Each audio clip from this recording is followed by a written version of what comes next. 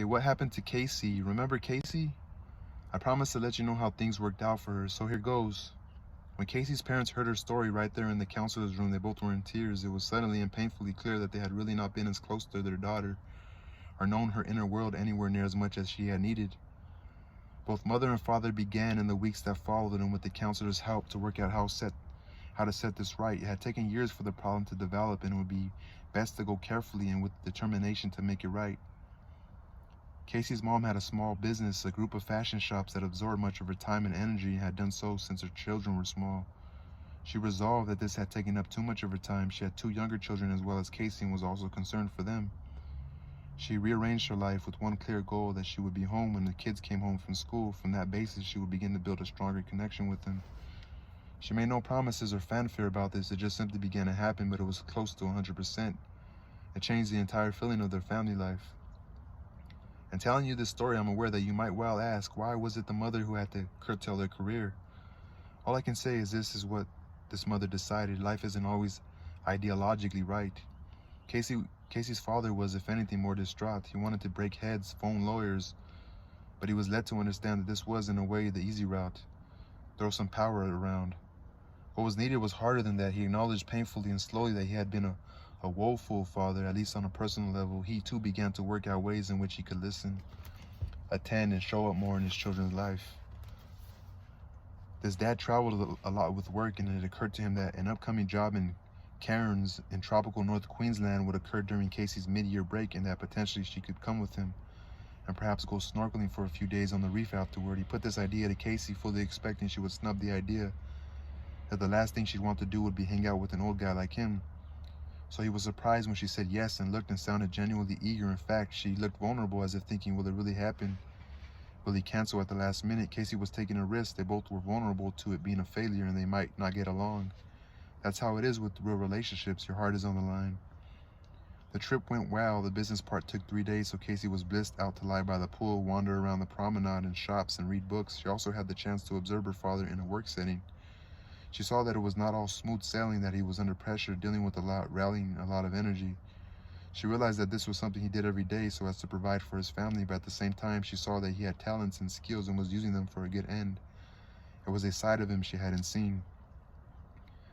Then they traveled up to Port Douglas, the barrier reef, and the fun part. At least that was the plan. On the first night, something small happened, a little flare-up over tidying up.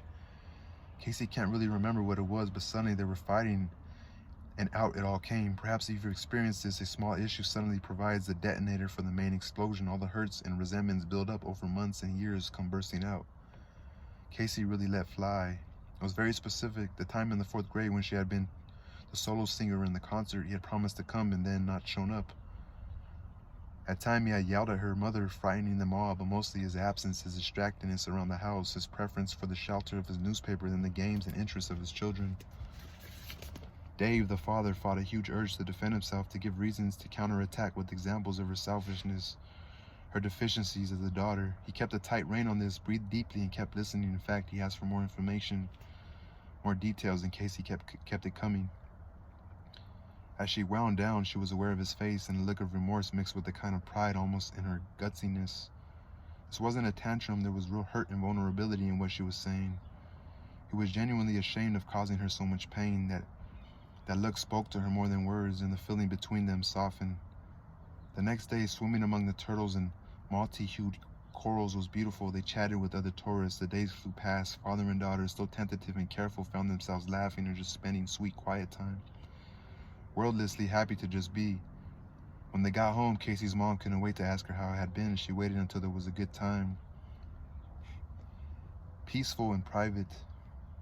Later that night, she spoke to Dave about it as they lay in bed. You know, Dave, there's something I want you to hear. I don't think Kaycee would mind. I asked Kaycee how the trip had gone. She told me those were the best 6 days of her life. All right, that was the end of that. What happened to Kaycee? So postscript.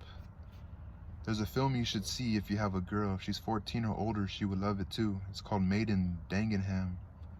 And it's kind of slipped by a year or 2 ago, but it's not about anything violent, and it didn't feature Angelina Jolie. It is gripping, upbeat, funny, and very memorable. It's about how life was for women in the 1960s and how a small group of working women in London factory rose up and made the world change.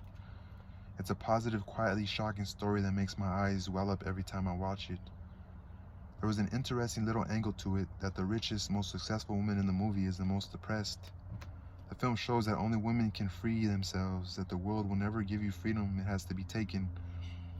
It also shows how well men can respond to this if they have open hearts.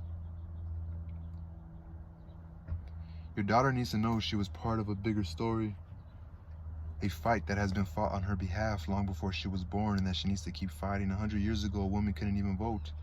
She couldn't leave a violent husband. She couldn't earn the same pay for the same work.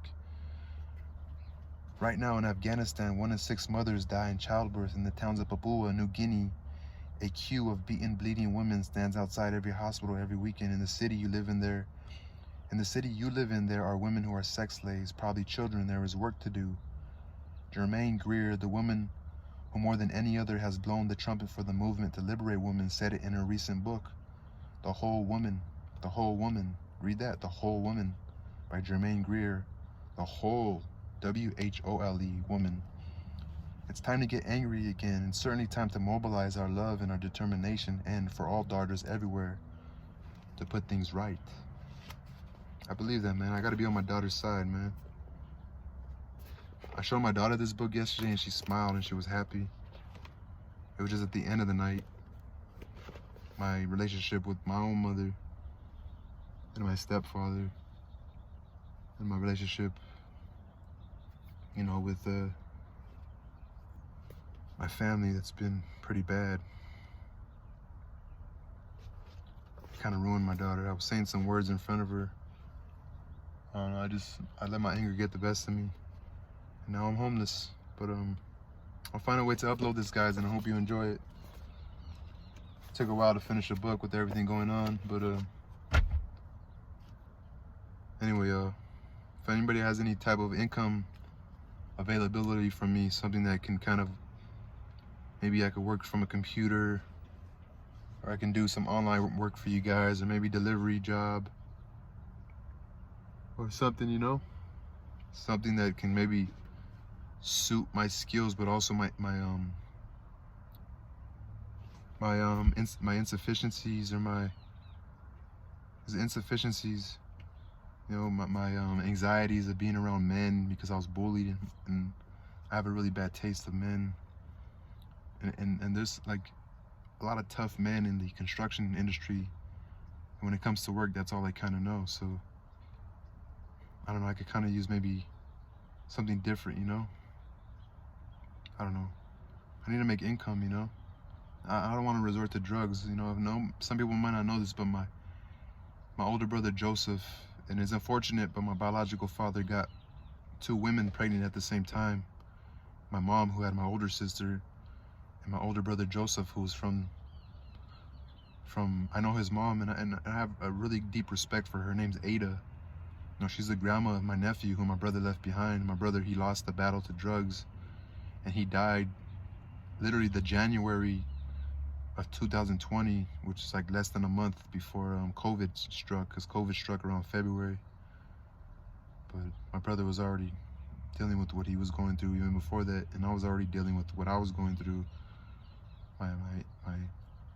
My incapacity to be able to work and be around people without getting anxious or paranoid that people didn't like me, or there was groups forming against me, kind of how things happened when I was a little kid and I was getting bullied and humiliated by like a whole classroom.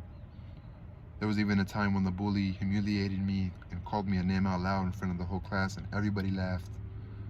And I remember having that arresting feeling of humiliation, just like they mentioned in this book. I remember looking at the teacher, and she was even laughing at me, and that crushed me. But so if anybody has any opportunity out there that I can earn, but in a way I don't really have to like involve myself around too many people, let me know.